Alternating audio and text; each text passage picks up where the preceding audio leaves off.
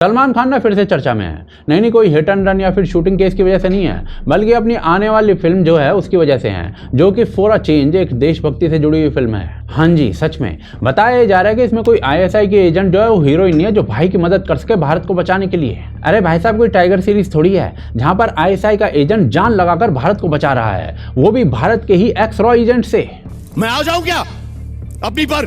भाई अपनी पे आ जाओ तो चल जाएगा, पर गाड़ी में मत आना। तो सलमान ना मूवी कर रहे हैं गालवान क्लैश पर, जो इंडिया और चाइना के बीच में हुआ था, जिसमें सलमान खान संतोष बाबू का किरदार निभाने वाले हैं। 15 जून 2020 को लद्दाख की गालवान वैली में भारत और चाइना के सोल्जर्स के बीच में एक ब्रूटल झड़प होती है, फाइट होती है। ये जो झड़प है ना, वो लाइन ऑफ एक्चुअल कंट्रोल यानी कि LAC के पास हुई थी, जहां चाइनीज आर्मी ने इलीगल कंस्ट्रक्शन किया था। डिसएंगेजमेंट के लिए बातचीत चल रही थी, लेकिन चाइना ने भरोसा तोड़ दिया और भारतीय सीमा में घुसपैठ कर दी। अब भाई पाकिस्तान से नजदीकी है चाइना की, तो कुछ तो संगत का असर होगा ही। 16 बिहार रेजिमेंट के कर्नल संतोष बाबू खुद ग्राउंड पर जाकर हालात को चेक करने गए थे और उन्होंने चीनी सैनिकों को पीछे हटाने की कोशिश की थी। तभी हिंसक हाथापाई शुरू हो गई। कोई गन फाइट नहीं, सिर्फ रॉड्स, पत्थर, कंटीले तारों से हमला हुआ। और इसके बाद जो हुआ वो इतिहास है। 20 भारतीय सैनिक, जिसमें कर्नल संतोष बाबू भी शामिल थे, इसमें बलिदानी हो गए।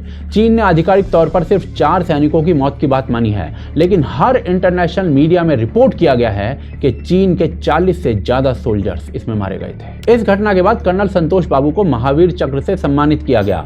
अब सलमान खान रिपोर्टेडली इस घटना पर एक फिल्म बना रहे हैं, जो संतोष बाबू की वीरता को दिखाएगी। सलमान को मूवी बनाने में थोड़ी प्रॉब्लम तो होगी ही, क्योंकि इसमें पाकिस्तान ने भारत की मदद कैसे की थी, ये कैसे दिखाया जाएगा, टफ टास्क है। एनीवेज, जैसे ही इस फिल्म का फर्स्ट लुक सामने आया ना, तो सोशल मीडिया पर लोग सलमान को उसके पुराने स्टेटमेंट्स याद दिलवाने लग गए। पहलगाम इंसिडेंट में भारत के 25 लोगों को पॉइंट ब्लैंक पर मारा गया था, और इसका बदला लेने के लिए जब ऑपरेशन सिंदूर जैसे रियल इंसिडेंट्स में भारत ने सख्त स्टैंड लिया, तो सलमान जैसे लोग ना D-escalate, don't blame, cease fire, ऐसा सब कुछ बोलने लग गए थे। सलमान सीज फायर का जश्न मना रहे थे। जब आतंक हमला हुआ तब सलमान के मुंह से कुछ नहीं निकला था। जब भारत ने ऑपरेशन सिंदूर के जरिए पाकिस्तान को करारा जवाब दिया, तब शायद सलमान को बहुत दुख हुआ, पर तब भी मुंह से एक शब्द नहीं निकला था। लेकिन जब सीज फायर हुआ ना, तो सलमान का ट्वीट जरूर आ जाता है। भाई को कितना अच्छा लगा था कि सीज फायर हो गया है, अब पाकिस्तान की नहीं बजेगी। आज यही सलमान जो है ना, वो इंडियन सोल्जर्स की चाइना से झड़प पर, उनके शौर्य पर फिल्म बनाकर पैसा कमाएंगे। और एक्चुअल पॉइंट ना यही है, चाइना पर चलेगा, पर पाकिस्तान की बात आते ही ना एक सॉफ्ट कॉर्नर उभर आता है। और ये कोई पहली बार नहीं है भाई, ऐसी क्लीन चिट जो है वो पाकिस्तान को पहले भी दे चुके हैं। पाकिस्तान में खुद इतना हो रहा है, बेनजीर भुट्टो, परवेज मुशर्रफ के ऊपर कितने सारे अटैक्स हुए, मैरियट ब्लास्ट कर दिए गए। तो this is not even in control of Pakistan. मैं वहाँ की न्यूज़पेपर तो पढ़ता नहीं, लेकिन जब वहाँ पे ऐसी कोई घटना होती है तो क्या वो लोग बोलते हैं कि हिंदुस्तानियों ने किया? Parsing the path, shifting the buck onto somebody is not. Nobody is safe there. They are facing the same problem. So if you're facing the same problem, come together and eradicate this problem. Pakistan खुद आतंक victim है। वाह भाई वाह, क्या बात बोली है भाई ने। ओ भाई, हलवाई अगर मीठे का शौकीन है ना, तो उसको डायबिटीज होगा ही होगा। मतलब भाई इतना भी क्या अंधा हो ना, शायद इसी वजह से फुटपाथ कहाँ है, रोड कहाँ है, कुछ नहीं दिखता उन्हें। 26/11 के आतंकी हमले में तो सलमान जज बनकर पाकिस्तान को क्लीन चिट दे चुके हैं। सलमान का कहना है कि हमले तो इंडिया ने खुद ही इंडिया पर करवा लिए थे। It was a terrorist attack, and more than anything, our security failed. And this, we've had these attacks, you know, a lot of them here. And they've not been from Pakistan, they've been from within as well. और ये भाई साहब ना अब गालवान पर film करेंगे, national heroes वाली। भारत और पाकिस्तान के बीच में अब तक कई झड़पें और युद्ध हो चुके हैं, लेकिन सलमान खान का इन सब पर कभी मुंह नहीं खुला। ऊपर से इन्हीं सलमान खान की फिल्म में पाकिस्तान की व्हाइट वॉशिंग जरूर हुई है, चाहे वो बजरंगी भाईजान हो, जहां पर यह बताया गया है कि पाकिस्तानी लोग भारत के एक बंदे के लिए अपनी सरकार, अपने सिस्टम, अपनी पुलिस तक से भिड़ जाते हैं, जबकि पाकिस्तान के आम आदमी का एक बड़ा वर्ग दिन रात गजवा हिंद के सपने देखता। लेकिन ये भी लिखा गया है कि गजवा हिंद के बारे में भी लिखा गया, अटक का दरिया 2 दफा रंगीन होगा खून से, और अफगानिस्तान की फौजें अटक तक पहुंचेंगी।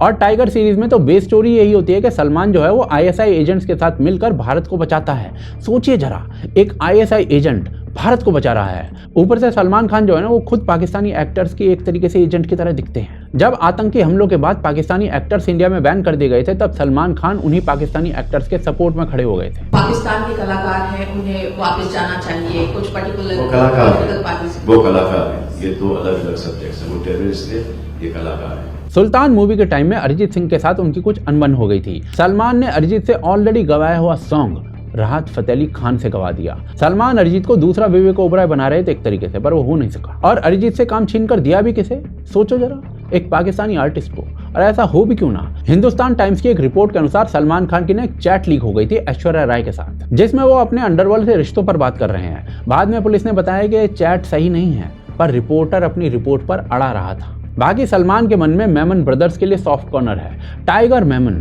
जो कि 1993 के बॉम्बे ब्लास्ट में आरोपी था, उसे उसके भाई याकूब मेमन ने इन ब्लास्ट में मदद की थी और सारा फाइनेंस संभाला था। जब याकूब को भारत सरकार ने फांसी दी ना, तो सलमान फिल्मी हीरो की तरह सामने आए याकूब को बचाते हुए और ये बोले कि टाइगर को फांसी दो, याकूब को नहीं। मतलब यार सलमान की हिपोक्रेसी देखो आप। पाकिस्तान के खिलाफ कोई मूवी तो छोड़ो, कभी कोई स्टेटमेंट भी नहीं दिया है, पर जैसे ही देखा कि भाई पाकिस्तान के पिताजी चाइना की बात हो रही है फिल्म के अंदर या गालवान के ऊपर फिल्म बनानी है, तो तुरंत सामने आ गए, देशभक्ति का पाठ पढ़ा। And there are 2 reasons behind it. पहला, पाकिस्तान के अंदर ना सलमान को चाहने वालों की एक बहुत बड़ी ऑडियंस है, फैन बेस है। पाकिस्तान पर कुछ बोला तो वो बुरा मान सकती है और भाई की मार्केट गिर सकती है। और दूसरा, सलमान खान का फैमिली बैकग्राउंड। सलमान खान जो है ना वो यूसुफजई पठान है। पाकिस्तान में जो नॉर्थ वेस्ट फ्रंटियर प्रोविंस है ना, वहां की स्वात वैली से इनके पूर्वज सन 1800 के बीच में कभी भारत आ गए थे और इंदौर में बस गए थे। सलमान के दादाजी जो थे ना, वो होलकर राजा के राज में इंस्पेक्टर जनरल की पोस्ट पे थे।